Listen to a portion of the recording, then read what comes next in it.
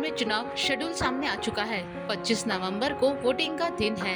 हालांकि भाजपा ने राज्य में अभी तक सीएम पद को लेकर पत्ते नहीं खोले हैं। वसुंधरा राजे अब तक पार्टी की ओर से चेहरा हुआ करती थी, लेकिन इस बार भाजपा आलाकमान ने खेल कर दिया है। अभी तक भाजपा की तरफ से सीएम का चेहरा तय नहीं किया गया है। सूबे की सियासत में 1998 के बाद पहला मौका है जब भाजपा बिना चेहरे के सेंट्रल लीडरशिप के चेहरे पर चुनाव मैदान में उतरने की तैयारी कर रही है। मुख्यमंत्री का चेहरा डिस्क्लेयर नहीं होने से मतदाता भी पशुपेश में है। ऐसे में लोगों का कहना है कि वसुंधरा नहीं तो राजस्थान में भाजपा नहीं।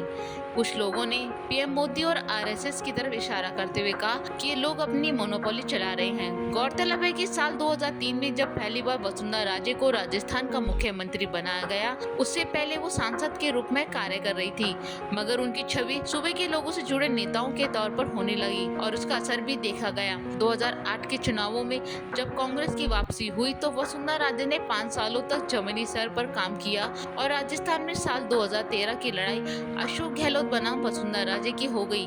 उस चुनाव में राजस्थान के इतिहास में अब तक की सबसे बड़ी जीत भाजपा के नाम दर्ज हुई। भाजपा ने वसुंधरा के चेहरे पर 200 में से 163 विधानसभा सीटों पर जीत का बुगल बजाया, तो कांग्रेस की झोली में महज 37 सीटें ही हिस्से में आई। वसुंधरा राजे दूसरी बार राजस्थान की सीएम बनी।